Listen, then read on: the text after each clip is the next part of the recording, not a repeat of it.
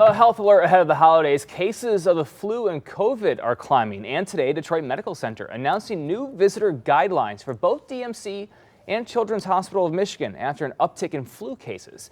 Visitors will be allowed 2 visitors at a time, and children 12 and under will not be allowed on inpatient hospital floors. And although the CDC says RSV cases may have reached their peak, the same is not true for COVID-19 and the flu. Chief Health Editor Dr. Parthanandi here with the latest updates on these that have yet to peak.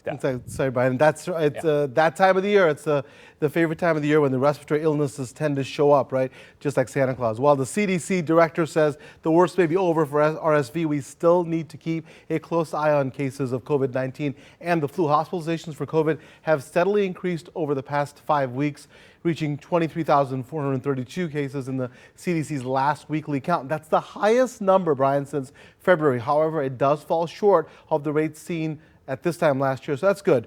Although most affected are people over 50, along with kids ages 4 and under. There's also been a jump in the number of folks hospitalized for the flu over the past month. In fact, admissions have risen 51%. Meanwhile, the number of RSV patients in the hospital has dropped slightly, indicating that we may be turning the corner on that illness. Overall, 17 states are still seeing high or very high levels of all respiratory illnesses. So far, Michigan is holding at the minimal level, and that's good news. Good news.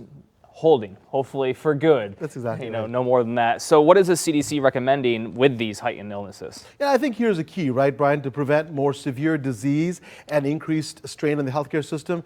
I keep saying it, vaccinate more folks. The CDC just issued an alert to healthcare providers like myself, urging us to administer the COVID-19, flu, and RSV vaccines to patients as soon as possible. It's not too late to help stop the spread of these respiratory illnesses. So far, there's been a low vaccination rate compared to last winter, and we know this. To date, 18.3% of adults have received the updated COVID-19 vaccine. I'm one of them. A little over 42% have received the flu vaccine. The CDC is also encouraging healthcare providers to recommend antiviral medications for COVID-19 and the flu to patients at high risk of severe disease, such as older adults and those with underlying medical conditions.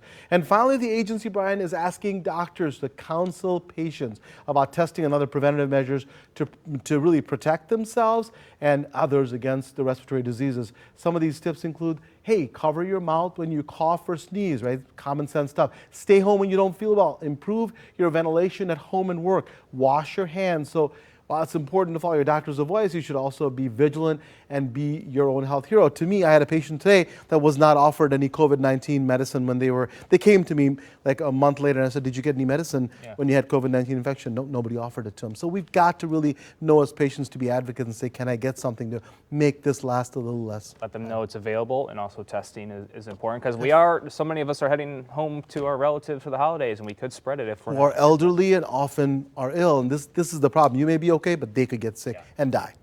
All right. Great advice as always. Good to see you again, my friend. You as well, sir. That's right. Hope you have a good week, Doc. If you have a health question for the doctor, you can email him, Dr. Nandi at askdrnandi.com, or send it to us on Facebook.